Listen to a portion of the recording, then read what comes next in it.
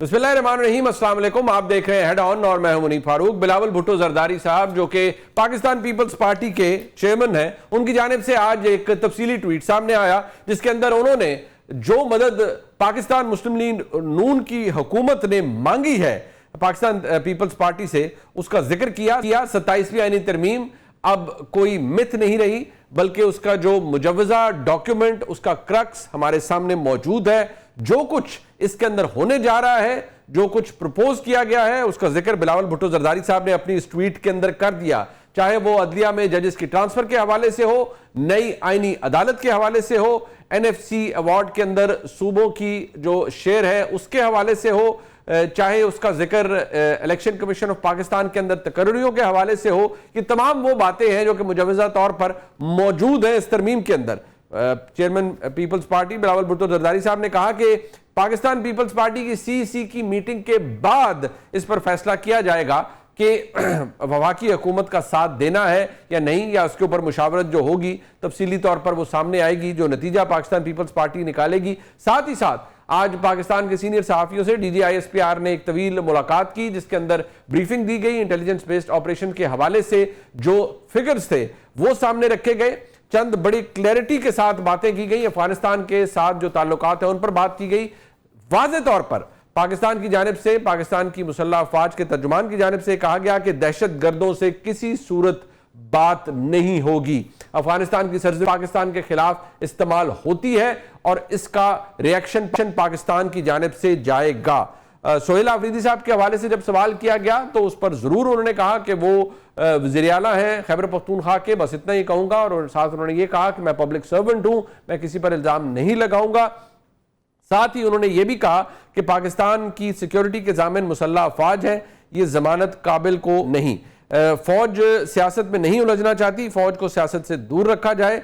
फौज के अंदर कोई ओहदा तख्लीक होना है तो यह हुकूमत का इख्तियार है, हमारा नहीं।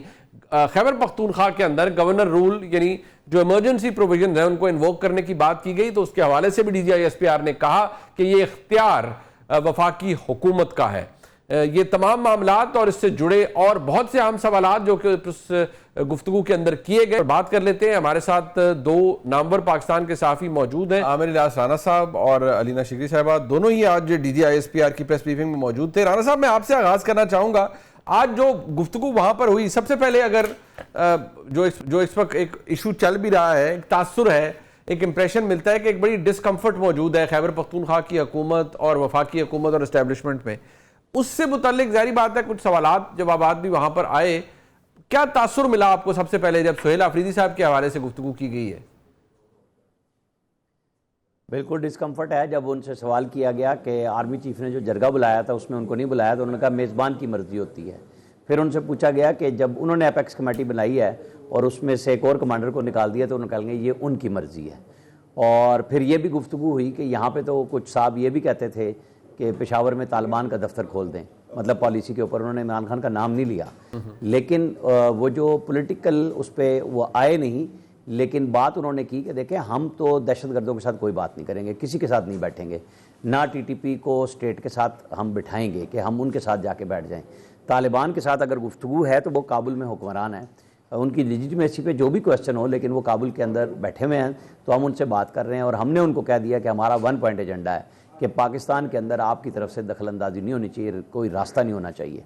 और जवाब नहीं है तो फिर हमने जो किया था उनके साथ, जिसके चंद घंटों में तुर्की और कतर से उन्होंने मदद मांगी, तो बिल्कुल हमको तैयार हैं इस बात के लिए। सालिसों ने भी देख लिया हुआ है और जो मैकेनिज्म बनाना है वो यही बनाना है, कोई और उसके अंदर कोई बातचीत शामिल नहीं है कि आपने इनको रोकना है। उन्होंने कहा है कि देखें अफगान महाजरीन आए थे रशिया के हमले की वजह से, तो यहाँ पे तो किसी ने हमला नहीं किया, यहाँ से हमने दहशतगर्दों के खिलाफ कार्रवाई की थी, ये वहाँ भागे में, आप इनको हमारे वाले कर दें अगर आपके काबू में नहीं आते, वरना हमें पता है। उन्होंने बड़ी वाज़ेह तौर पे ये भी बताया कि ये अब शहरों में बसा रहे हैं उनको, TTA वाले, TTP वालों को और BLA को, तो ये ना समझें कि इससे बच जाएंगे। तो बात वहीं पे आ जाती है कि जो सूबाई हुकूमत है वो क्या कर रही है। तो नेक्सस उन्होंने जो बयान किया पॉलिटिकल क्रिमिनल ड्रग माफिया का, जो तीरावादी में वहाँ पे खैबर ज़िले में पोस्ट कास्ट हो रही है हज़ारों एकड़ पे, और 1 एकड़ 18 से 25 लाख में जाता है, तो वो कहते हैं कि फिर उनकी हिफाजत में उनके हवाले से रियायत करने के लिए कौन बात करता है। वो कहते हैं कि हम तो कलेक्ट्रल डैमेज नहीं कर रहे, پاکستان کی فوج یہ کام نہیں کر رہی. ہم تو انٹیلیجنس بیس آپریشن کرتے ہیں. ہم لوگوں کو بتاتے ہیں کہ یا تو آپ ان کو پکڑ کے ہمارے حوالے کر دیں جو آپ کے پاس ہیں, یا ان کو افغانستان دھکیل دیں, یا آپ کچھ خود منتقل ہو جائیں تو ہم ان کو 2 دن میں سیدھا کر کے فارغ کر دیں گے.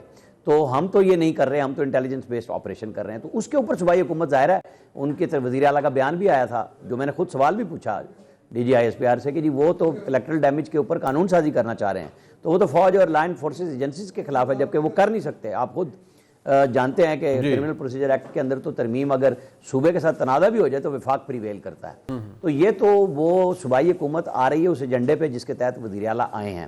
وہاں پہ ایک پشاور کے صافی دور کی کوڑی بھی لائے تھے.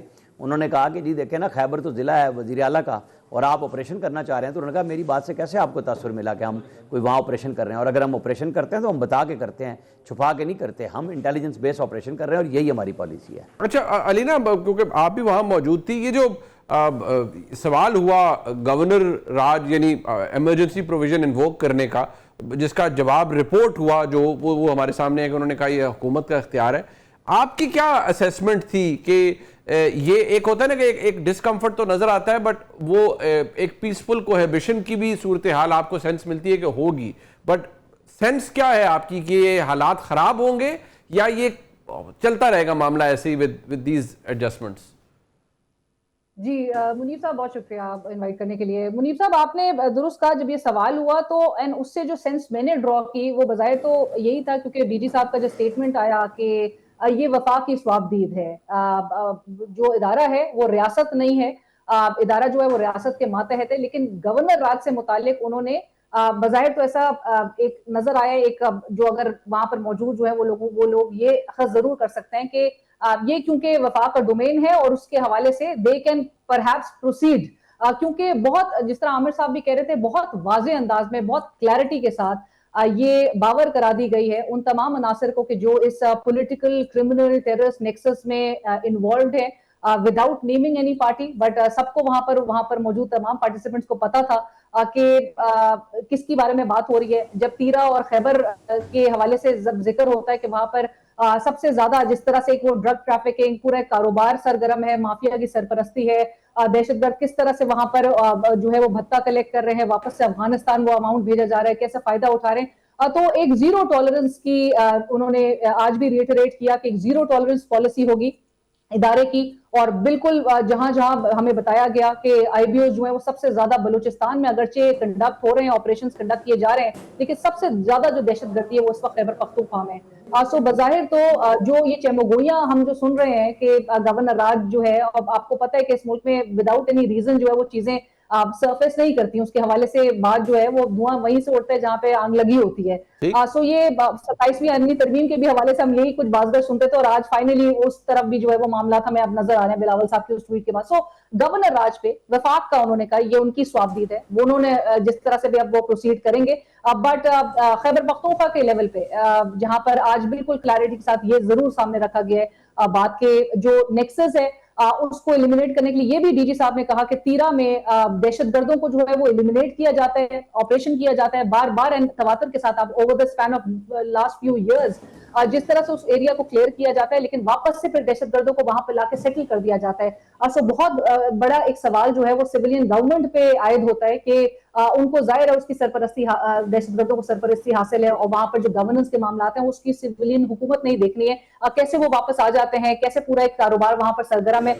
لیکن بظاہر تو دکھائی یہی دے رہا ہے کہ وداؤٹ اینی فردر میرے خیال سے ایک زیرو ٹالرنس پالیسی کے ساتھ ہی جو ہے وہ ادارہ آگے بڑھے گا آپریشن کے حوالے سے, اور بہت ہی کلیئرلی یہ میرے خیال سے یہ بات رکھ دی گئی ہے. اور بلکہ آئی ول کوٹ ڈی جی صاحب اینی سیز کہ جی جن کو افغانستان کے لیے بہت پیار ہے, آج بتایا گیا کہ جن کو بہت پیار ہے وہ وہیں پر چلے جائیں, we will be better off, we will be well off without them, he said. ٹھیک, اچھا یہ رانا صاحب یہ بتائیے گا کہ یہ کس تناظر میں بات ہوئی, یہ کوٹ بھی کی گئی ہے آپ کے کچھ کولیگز کی جانب سے کہ انہوں نے کہا کہ میں سہیل آفریدی صاحب خیبر پختونخوا کے وزیر اعلیٰ ہیں, میں بس اتنا ہی کہوں گا, وہ چیف منسٹر ہیں, میں پبلک سرونٹ ہوں, میں کسی پہ الزام نہیں لگاؤں گا, یہ کس تناظر میں بات ہوئی؟ رانا صاحب دیکھیں اگر مجھے صحیح یاد ہے کہ ویسے وہ بات ہو رہی تھی کہ جی وہ وزیر اعلیٰ ہیں، منتخب نمائندے ہیں، کیونکہ پشاور سے بھی جرنلسٹ آئے ہوئے تھے تو آپ نے آرمی چیف کی میٹنگ میں نہیں بلایا. تو انہوں نے کہا کہ نہیں بلایا، یہ تو میزبان کی مرضی ہے. جواباً جیسے میں نے پہلے بھی آپ کو بتایا تھا کہ جی انہوں نے ایپیکس کمیٹی میں سے نکال دیا. انہوں نے کہا یہ اس کی ثوابدید ہے. لیکن جب چیف منسٹر ہیں وہ سوال ایمفسائز ہو رہی تھی بار بار کر رہے تھے تو انہوں نے کہا نہیں اس میں تو کوئی شک نہیں ہے، وہ چیف منسٹر ہیں، اس کے لیے ہم کوئی بات نہیں کر رہے. اور ہم سیاستدان، 2 وزیروں نے بڑے سخت تبصرے بھی کیے جو فوج کے اوپر، تو اس پہ بھی انہوں نے کہا دیکھیں سیاستدان سیاست کرتے ہیں، ہمیں اس میں نہ انڈلج کرے. اور ہم بار بار کہتے ہیں پاک فوج اس کام میں انوالو نہیں ہوگی. سیاستدان اور ایک سیاسی جماعت نہیں، ساری سیاسی جماعتیں سیاست کرتی ہیں، لیکن ہمارے اوپر نہ کریں. اس میں جو باتیں تھیں میں نے آپ کو بتا دی کہ چیف منسٹر کے تناظر میں جو شک کا بھی اظہار کیا گیا کہ جی وہ چونکہ وہاں سے ہیں، خیبر سے ہیں، تو آپ آپریشن کرنے جا رہے ہیں، جس کا انہوں نے قطعی طور پہ انکار کیا کہ ہم کوئی تیرا میں، ہم تو انٹیلیجنس بیسڈ آپریشن کر رہے ہیں. وہاں 192 کے قریب ہمارے افسر اور جوان شہید ہو چکے ہیں اس ایریے میں، چونکہ وہاں پہ پوسٹ کاشت ہوتی ہے اور سب لوگوں کے مفادات جڑے ہوئے ہیں. انہوں نے اس تاثر کی طرف جانے ہی نہیں دیا. ہاں انہوں نے پولیٹیکلی جو طالبان کے ساتھ گفتگو میں، اس میں تو میں نے کہا کہ انہوں نے عمران خان کا جو پرانا بیان ہے اس کا بھی حوالہ دیا کہ یہاں پہ تو یہ بھی بات ہوتی تھی کہ طالبان کے دفتر پشاور میں کھول دیں تو دہشت گردوں کے ساتھ اسٹیٹ بالکل نہیں بیٹھے گی. ان کے ساتھ بڑی اس پہ لمبی چوڑی بات چیت ہوئی. لوگوں نے یہ سوال بھی کیا کہ 1997 میں تو آپ بیٹھ رہے تھے ان کے ساتھ، آج کیا مسئلہ ہے ٹی ٹی اے کے ساتھ؟ انہوں نے کہا ہماری کوئی ڈارلنگ نہیں ہے، کوئی ہمارا وہ نہیں ہے. 1997 میں تو یہ بامیان میں مجسمے توڑ رہے تھے اور آج ان کے لوگ بیٹھ کے ان پریس کانفرنس میں ان کے اوپر ان مجسموں کی تصاویر ہوتی ہیں. تو فرق تو ہوتا ہے ہر دفعہ میں چیزوں میں. ان کا زیادہ یہی تھا کہ اس نیکسس کو بلوچستان میں تو توڑا گیا ہے. وہاں پہ آئل جو امپورٹ ہو رہا تھا ایران کا سمگلنگ کے ذریعے، وہ 15 لاکھ بیرل تھا روزانہ کا، اور وہ 15 لاکھ لیٹر روزانہ کا تھا جو اب 10 لاکھ پہ آ گیا. اور وہاں گورنمنٹ بھی کام کر رہی ہے. تو انہوں نے کہا کہ جن کی گورننس کے ایشوز ہیں وہ فوج کے اوپر دہشت گردی کے حوالے سے کوئی چیزیں مت مسلط کریں، ہم اپنا کام کر رہے ہیں، وہ اپنی گورننس کو بہتر. ٹھیک. اچھا یہ 27ویں آئینی ترمیم کے حوالے سے رانا صاحب یہ بھی کوئکلی بتائیے گا. مجھے احساس ہے کہ آپ نے جانا بھی ہے، لیکن اس حوالے سے کیا گفتگو ہوئی؟ کیا انہوں نے کہا کہ اگر پوچھا جائے گا تو ہم سفارشات دیں گے؟ نہیں، وہ بڑا کلیئرٹی کے ساتھ 243 پہ سوال ہوا تھا. اچھا. بلکہ سٹارٹ میں ہی میں نے کہا آج تو ہم 243 پہ بات کریں گے. کہنے گا اچھا مجھے پہلے سوال کا پتہ لگ گیا. پھر جب وہ بعد میں شہزاد اقبال نے سوال بھی کیا تو انہوں نے کہا دیکھیں یہ پارلیمنٹ کی ڈومین ہے کہ وہ کس بارے میں کیا فیصلہ کرتی ہے. آئینی ترمیم کرنی ہے گورنمنٹ کرتی ہے. ادارے اپنے معاملات کے متعلق اگر ان پٹ لی جائے تو ضرور دیتے ہیں، اگر ہم سے ان پٹ لی جائے گی تو ہم ضرور دیں گے. تو یہ اتنی بات کی انہوں نے. باقی 27ویں ترمیم پہ اور سیاست پہ وہ آئے ہی نہیں. اس کے علاوہ انہوں نے کوئی فکرہ نہیں کہا. اچھا یہ علینا آپ یہ بتائیے گا کہ ظاہری بات ہے جو پریس بریفنگ میں آپ رانا صاحب جاتے ہیں، آپ بحیثیت سینئر جرنلسٹ آپ لوگ جاتے ہیں، بائی اینڈ لارج کو ہمیں سینس لینے کی کوشش ہم کرتے ہیں. جو مسئلہ عمران خان صاحب یا ان کی جماعت کے ساتھ رہا ہے، کبھی سہیل آفریدی صاحب کی ملاقات کا ایشو یا اس سے پہلے گنڈا پور صاحب کی ملاقاتوں کا ایشو ہوتا تھا، کبھی تعلقات یا کیسز کی بات ہوتی تھی، کیا اس دفعہ کوئی بات عمران خان صاحب کے حوالے سے یا تحریک انصاف کے حوالے سے بالخصوص ہوئی ہی نہیں اس پوری بیٹھک کے اندر، اس بریفنگ کے اندر کسی سوال میں بھی؟ نہیں منیب، بلکہ میں یہاں پہ بتاتی چلوں، ابھی رانا صاحب نے جس طرح سے کہا کہ وہ جو ذکر ہوا تھا سہیل آفریدی صاحب، اور آپ بھی پوچھ رہے تھے کہ کیا سوال ہوا تھا سہیل آفریدی صاحب سے متعلق، اور وہ کل کی پریس کانفرنس کا حوالہ دیتے ہوئے، بلکہ آپ نے جو وہ پیغام ریلے جب سامنے رکھا تھا کہ ادارے کا جو امپریشن ہے سہیل آفریدی صاحب کی ملاقات نہ ہونے سے متعلق، تو وہ ایسی کی تیسی کوٹ اینڈ کوٹ جو ہے وہ بھی سامنے رکھا گیا. تو جس پر وہ سن رہے تھے، انہوں نے پہلے سوال سنا اور اس کے بعد ان سے یہ بار بار پوچھا جا رہا تھا کہ سہیل آفریدی صاحب سے متعلق آپ ایک ون لائنر کیا کہیں گے، کیا دیں گے آپ، how would you describe Sohail Afridi صاحب. اور یہ اس سے لنک کیا گیا تھا کہ جو آپ کو یاد ہے پشاور میں جو پریس کانفرنس ہوئی تھی D G I S P R کی prior to the appointment of chief minister Khyber Pakhtunkhwa, اس سے لنک کرنے کی کوشش کی تھی اس سوال کو بھی کہ اس وقت آپ نے بڑی کلیئرٹی کے ساتھ یہ بات رکھی تھی کہ اگر تو کوئی بھی جو ہے اپوزیشن کرے گا، ایک آپریشن کے حوالے سے اپوز کرے گا اس کو، اس کے لیے جو ہے وہ اس کو بلاک کرنے کی کوشش کرے گا تو وہ ناقابل قبول ہوگا. اور اس کے بعد سے جو چیف منسٹر صاحب ہیں ان کی نہ صرف اپوائنٹمنٹ نظر آ رہی ہے، اور گزشتہ روز کے وہ حوالہ دینے کی کوشش کی گئی کہ ایک سخت جو ہے وہ پریس کانفرنس کی گئی 2 منسٹرز کی جانب سے خیبر پختونخوا کی نئے سیٹ اپ کے حوالے سے. تو انہوں نے میں صرف ایک ون لائنر میں انہوں نے یہ جواب دیا کہ ہی از دا chief minister of Khyber Pakhtunkhwa. تو یہ بات سامنے بہرحال رکھی گئی تھی. لیکن بظاہر تو ہمیں آج وہ پریزنٹیشن میں بھی عامر صاحب بھی وہاں موجود تھے، تو عامر صاحب بھی اس بات کو انڈورس کریں گے کہ ہمیں جو پریزنٹیشن بھی دکھائی گئی اور جو نمبرز ہمارے سامنے رکھے گئے ऑफ ऑल द लॉसेस जो कि हमारे जवान हमारे सिविलियन जो एहलकार हैं, हमारे जो सिविलियंस हैं वो जो शहीद हुए हैं, वो तमाम नंबर्स, जितनी इंटेलिजेंस बेस्ड ऑपरेशंस हुए हैं, कितने दहशतगर्दों को जहन्नुम हासिल किया गया, वो तमाम के साथ साथ एक खाना था जो कि वो जो पॉलिटिकल माफिया था, जो पॉलिटिकल नेक्सस की और पॉलिटिकल क्रिमिनल नेक्सस थी, वो खाना जो है वो खाली रखा गया था। सो उस पर भी सवाल हुआ कि बज़ाहिर आपने खाना ये जो है वो खाली रखा है, लेकिन सबको पता है कि ये किस सियासी जमात की हवाले से बात हो रही है। सो उस पर उन्होंने बड़े क्लैरिटी के साथ रखा कि हम जो है वो सियासत में जो है वो प्रोपेगेंडा जो है वो सियासत में इदारे को जो है वो ज़ाहिर है घसीटा जाता है। ठीक, अच्छा मैं राना साहब बिफोर इससे पहले कि आप जाएं, मुझे जरा ये बिलावल साहब की ट्वीट के हवाले से बता जाइए। ये उन्होंने कहा कि पीएमएलएन ने हमसे मदद मांगी है इस सारे मामले के ऊपर, हमसे शहबाज शरीफ साहब ने, और कहा है कि हमारी मदद करें, हम फैसला करेंगे सीएससी की मीटिंग के बाद। ये नंबर्स हमारे सामने हैं। आपको लगता है कंसेंसस डॉक्यूमेंट को बन पाएगा या इसमें मसाइल होंगे इस तरमीम के अंदर? देखें, इस ट्वीट के बाद से जो पीपल्स पार्टी के लोग, पीएमएलएन, हामी, मुखालिफ, पीटीआई के साफ़ी सारे तबसरे कर रहे हैं, तो पिछली दफ़ा जो गिले हो रहे थे कि जी वो, क्योंकि मौलाना फजलुर रहमान और पीटीआई का बयानिया ये था कि इनके पास तो खुद इतला ही नहीं है कि तरमीम कौन सी होनी है 26वीं। आपको पता है ना, आज तक ये बात की जाती है। जी जी। तो एक तो बिलावल ने ओपन कर दी बात कि जी तरमीम क्या आ रही हैं और क्या प्राइम, और लाने वाला कौन है, प्राइम मिनिस्टर है। उन्होंने ला के बता दी हैं कि मतलब ला कौन रहा है। फिर आगे उसके अंदर क्वेश्चंस हैं जो उन्होंने 6 तारीख की मीटिंग में डाल दिए, लेकिन पीपल्स पार्टी के तमाम एमएनएज को 5 तारीख को दायरा सेशन है, बुला भी लिया गया है। उधर सेनेट में भी लोगों से कहा गया कि आप आएँ। तो इसकी पॉलिटिकल प्राइस पीपल्स पार्टी को क्या देनी होगी, ये हम सब का सवाल है। कि जब आप 18वीं तरमीम कर रहे थे, एनएफसी में सूबों को बाइख्तियार बना रहे थे, एजुकेशन आप ले गए थे डिवॉल्व सब्जेक्ट्स में, तो अब आप उनको वापस लाना है। तो पीपल्स पार्टी आज़ाद कश्मीर में हुकूमत तो नहीं बना पा रही, उसके अंदर भी कुछ सायों का जिक्र आ रहा है कि क्या वजह है कि इनका कंसेंसस ही नहीं हो रहा, जबकि इनके पास अपने इंडिपेंडेंट 27 लोग मौजूद हैं। Peoples party plus forward block, चुके वो तो पीटीआई छोड़ चुका, वहाँ पे डिफेक्शन क्लास भी नहीं है। तो गिलगित के भी इलेक्शन आ रहे हैं, तो वो पॉलिटिकली पीपल्स पार्टी इसकी सियासी कीमत क्या अदा करेगी, वो जो उनका स्टांस था क्या उसको ख़त्म करेगी, इसमें मुज़ाकरात करेगी। लेकिन बिलावल ने उसे पब्लिक ज़रूर कर दिया इस बात को। इस पे चूँकि बातचीत हो रही है कि अभी नवंबर में ही ये सारी बातें, हम बहुत कई महीने से कह रहे थे कि सुप्रीम कोर्ट बार, फिर पाकिस्तान बार काउंसिल के इलेक्शंस हो जाएं, उसके बाद आएगा। तो आइनी तरमीम के अंदर जो उन्होंने भी पहला पॉइंट दिया वो यही दिया, आइनी अदालत का। तो ये चीज़ें तो अब ओपन हो चुकी हुई हैं कि ये काम होने जा रहा है। वो होगा कैसे, ये आपके और हमारे देखने का है कि कौन कितनी पॉलिटिकल प्राइस पे करेगा इसको करने के लिए। क्योंकि इस वक्त मौलाना फजलुर रहमान की तो ज़रूरत नहीं रही, जो पिछली दफ़ा मदारुल मुआम बने हुए थे सारों का, पीटीआई भी उनकी दस्तरखान पे मौजूद थी, पीएमएलएन भी, पीपल्स पार्टी भी। इस दफ़ा उनको कोई पूछेगा नहीं, इसलिए वो ज़रा सख्त बयानात के साथ आ रहे हैं। लेकिन पीपल्स पार्टी फंस गई है अब इसके अंदर कि वो कैसे उन चीज़ों को वापस करेगी जो 18वीं तरमीम का क्रेडिट ले रही थी। राना साहब, यही बात, क्योंकि आप जानते हैं पीपल्स पार्टी के बहुत सी क़यादत को भी, बहुत से मेंबरान को भी आपकी इंटरेक्शन होता है, कितना मुश्किल होगा ये कड़वी गोली निगलना पीपल्स पार्टी के लिए, क्योंकि बड़ा जेलसली गार्ड करती है पीपल्स पार्टी 18वीं तरमीम को। ये उनके कहते हैं ना फेदर इन द कैप है कि हमने ये की थी, उसको अंडू पीपल्स पार्टी कभी करने का सोच सकती है? नहीं, करने को तो जी सब कुछ करते हैं वो, मतलब वो आपको याद नहीं है कि रज़ा रब्बानी ने रोते हुए भी वोट डाल दिया था? जी जी जी। अच्छा, मतलब जब फैसला होगा तो ये तो जरदारी साहब ने तय कराना है ना। इन बाकी लोगों के बयानात की तो पार्टी के अंदर वैल्यू नहीं होती ना। वो बेशक जमहूरी स्ट्रक्चर करें, बातचीत करें, लेकिन फैसला तो उन्होंने कह दिया ना 6 तारीख को सीईसी में करेंगे। तो उस दिन डटना है तो डट जाएंगे, तो फिर उसके लिए जो कुछ लिया है वो छोड़ना है या कुछ और लेना है, ये फैसला तो पीपल्स पार्टी की क़यादत करेगी।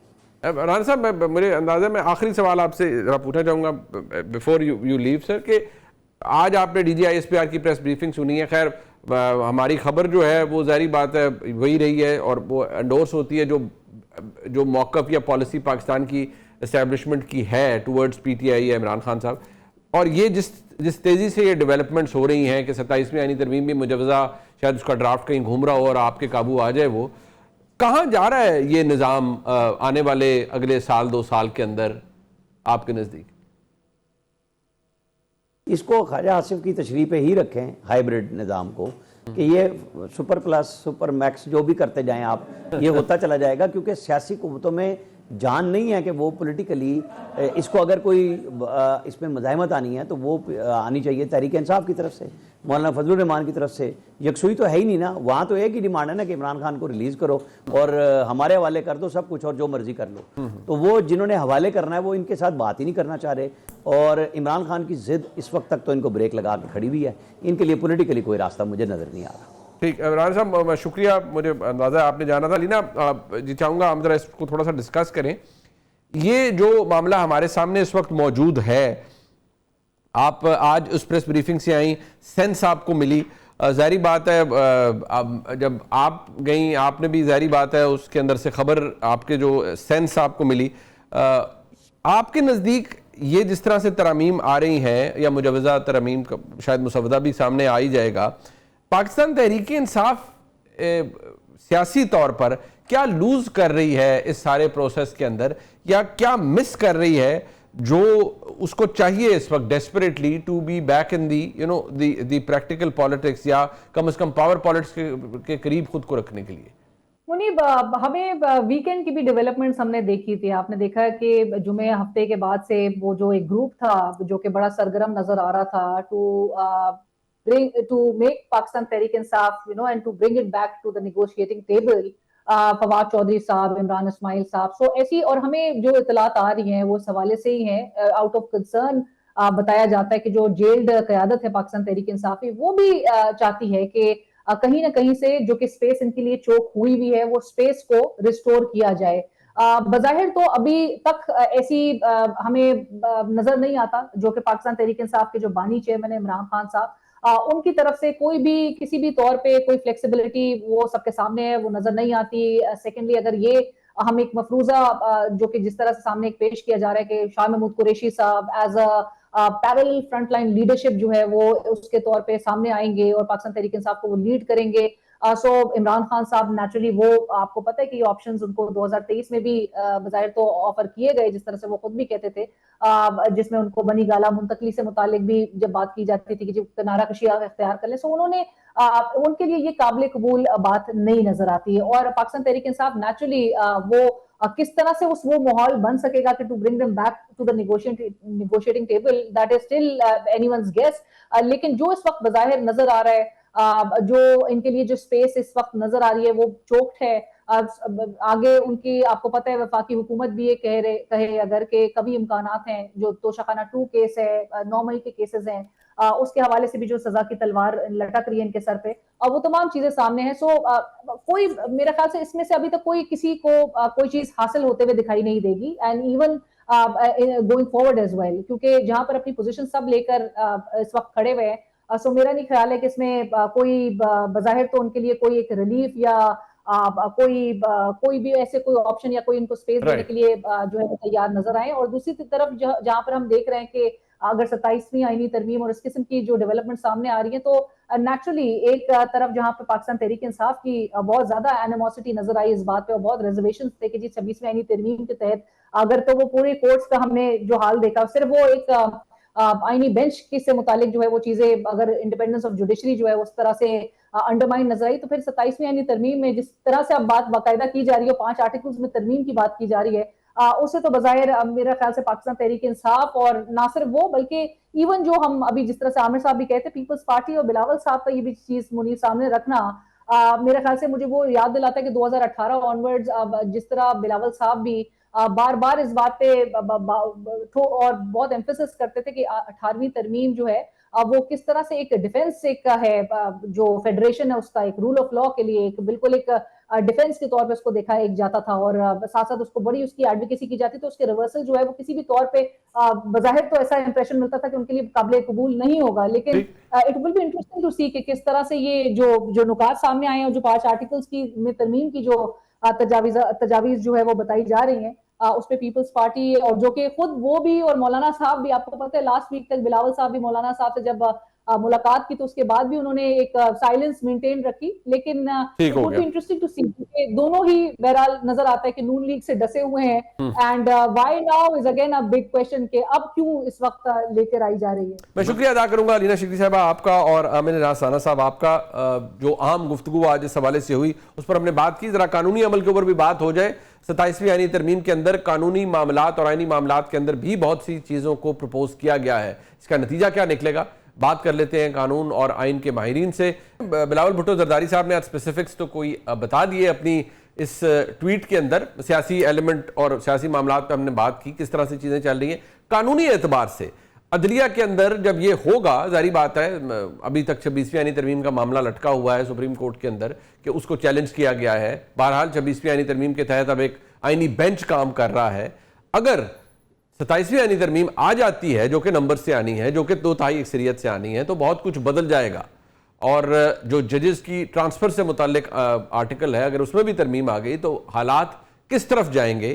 क्या पाकिस्तान की अदलिया ज़्यादा महकूम अदलिया के तौर पर सामने आएगी और एग्जेक्टिव का जो इख्तियार है वो अदालती और जुडिशरी के मामलात के ऊपर ज़्यादा बढ़ जाएगा? इस पर बात कर लेते हैं। मेरे साथ मौजूद हैं जनाब आबिद ज़ुबैरी साहब, पाकिस्तान के नामवर वकील हैं, सीनियर एडवोकेट हैं सुप्रीम कोर्ट ऑफ पाकिस्तान के। बहुत शुक्रिया ज़ुबैरी साहब आपका। और जनाब हसन रज़ा पाशा साहब, सीनियर एडवोकेट हैं सुप्रीम कोर्ट ऑफ पाकिस्तान के, नामवर वकील हैं। आप दोनों मौजूद शख्सियात का बहुत शुक्रिया।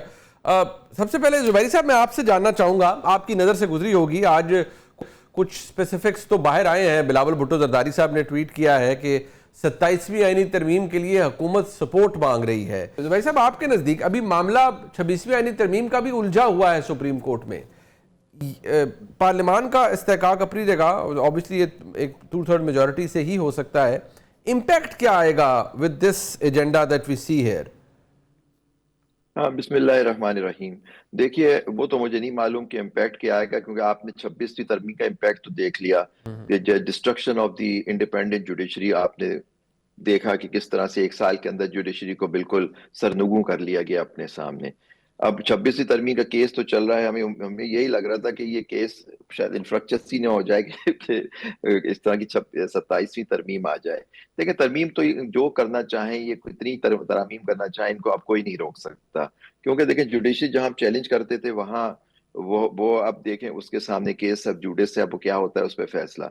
लेकिन इशू जो आप देख रहे हैं कि democratic system of government, ट्राइकोटमी of power के 3 हिस्सों में हुकूमत डिवाइड होती है और हर हिस्सा अपने आप को आइन के तहत बाला होता है, आइन के तहत होता है, वो सब खत्म हो रहा है। अब देखें, अब जो आपने अभी कुछ बातें की कि मैं समझता हूँ सबसे बड़े जो 26वीं तरमीम ने नुकसान पहुंचाया वो कंपोजिशन और control of the judicial commission of Pakistan है। उसकी वजह से जिस तरह के जजों का अपॉइंटमेंट, कॉन्स्टिट्यूशनल बेंचेस बनना, अब आप फरमा रहे हैं कि ये 27वीं तरमीम आ रही जिसके अंदर कॉन्स्टिट्यूशनल कोर्ट, अब वो कॉन्स्टिट्यूशनल कोर्ट बना दें, क्या फर्क पड़ता है? सुप्रीम कोर्ट के चीफ जस्टिस की आज क्या हैसियत है आप देखिए, उसको सुप्रीम कोर्ट को एक सिविल कोर्ट, सिविल अदालत बना देंगे तो ठीक है। वो सुप्रीम कोर्ट की, अब ये वहां के जजेस तैयार हैं, चीफ जस्टिस साहब ने बहुत मौका था कि इस केसों को लगा लेते, उन्होंने नहीं लगाया सुनने के लिए नवंबर के शुरू में पिछले साल।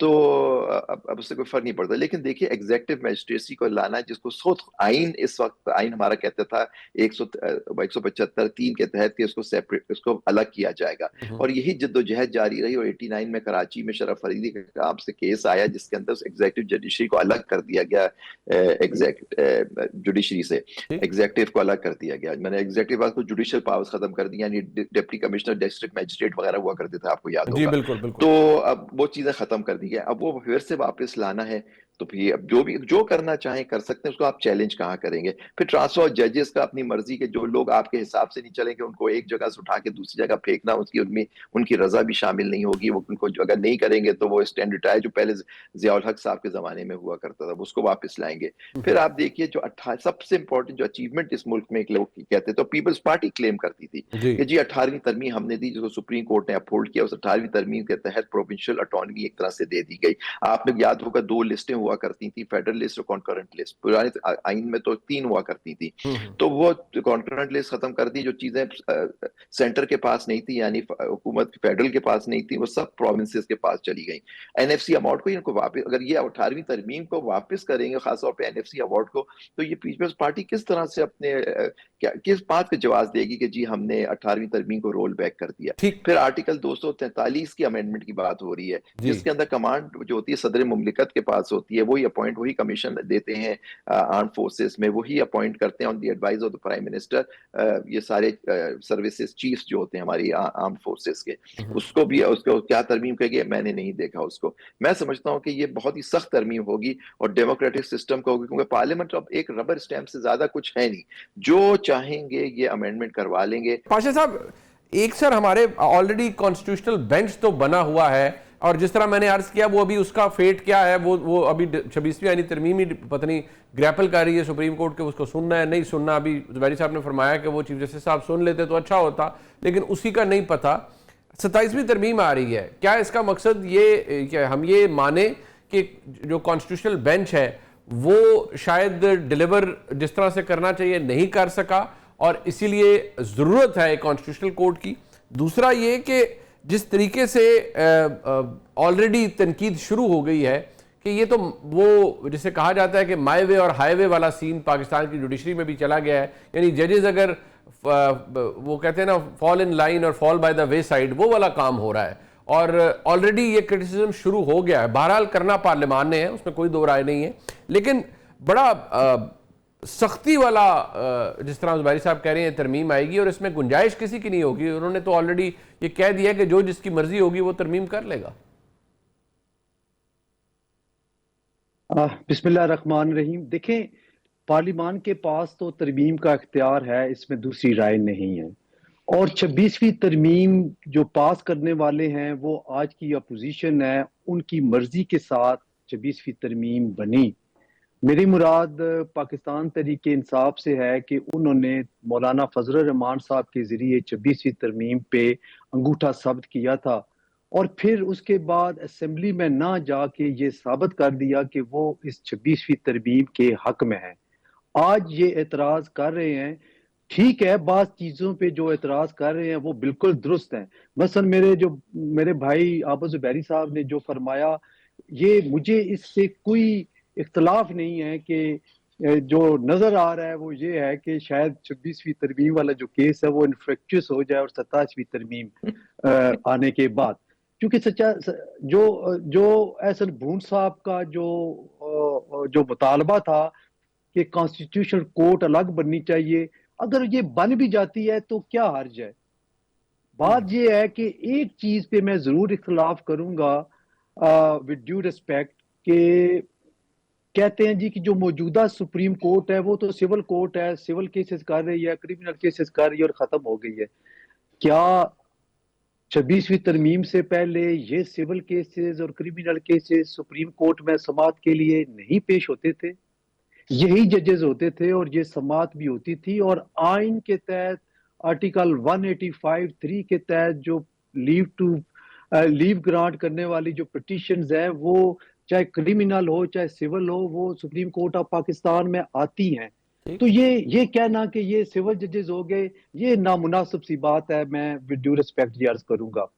اب بات ہے کہ کتنی سختی آ رہی ہے. جہاں تک ایگزیکٹو میجسٹریٹس کا تعلق ہے, تو یہ تو ہمارا مطالبہ تھا پورے پاکستان کا, اور جب آئین 1973 کا بنا تو اس میں ایک ڈیڈ لائن دے دی گئی تھی کہ اس فلاں تاریخ سے ایگزیکٹو میجسٹریٹس کا جو سسٹم ہے وہ ختم ہوگا اور جوڈیشل میجسٹریٹس تعینات ہوں گے. اس کے کافی جو ڈیڈ لائن ہے وہ گزرنے کے بعد پھر یہ ایگزیکٹو میجسٹریٹ سسٹم ختم ہوا اور پھر جوڈیشل میجسٹریٹس کا ہوا. ہم یہ سمجھتے ہیں کہ اگر انہوں نے ایگزیکٹو میجسٹریٹس کو یہ ہیئرنگ کا اختیار دے دیا, کریمنل کیسز کی ہیئرنگ کا اختیار, تو یہ کوئی مناسب بات نہیں ہوگی. سول کم جوڈیشل میجسٹریٹ جو کر رہے ہیں وہ زیادہ بہتر ہے چونکہ ان کی لیگل اپروچ ہے. اب ایگزیکٹو میجسٹریٹس ہاں اس حد تک ضرور ہونے چاہیے کہ مثلا ریٹ لسٹ آویزہ نہیں ہے, کوئی مہنگائی ہو رہی ہے وہاں پہ وہ چھاپے ماریں, کوئی تجاوز ہے, اس قسم کے جو ایگزیکٹو ٹائپ کیسز ہیں ان کی فوری سماعت, اور جو فوری سماعت کے معاملات ہیں, مثلا 107 151 ہے, جی جی جی اس طرح کی کیسز کی تو وہ سماعت کر سکتے ہیں. لیکن جو باقی کیسز ہیں پی پی سی کے تحت, باقی جو ٹرائل والے جو کیس ہیں, ان کو میں نہیں سمجھتا کہ ایگزیکٹو مجسٹریٹس کے تحت مقرر کے چھوڑنا چاہیے. سر میں ذرا چاہوں گا اس پہ تھوڑا سا ریفلیکٹ کیجئے گا. جو بات ابھی میرے خیال میں واضح طور پر ابھی زبیری صاحب نے بھی فرمائی, میں چاہوں گا ذرا اس پہ بتائیے کہ جو امپریشن ہے, برادر میں کہوں گا یہ گروئنگ امپریشن ہے کہ پاکستان میں عدلیہ محکوم سے محکوم تر ہوتی جا رہی ہے بہت زیادہ, اور بڑی تابعدار قسم کی عدلیہ ہو جائے گی by the end of let's say few years. اگر 27ویں ترمیم بھی آ جاتی ہے, جوڈیشل کمیشن کی کمپوزیشن بدل گئی, چیف جسٹس کے لیے جو ایک ان کی تقرری کے لیے ہوا اس میں ایک کمپوزیشن بدل گئی, تو بڑی کنٹرولڈ قسم کی عدلیہ آپ کی ہو جائے گی.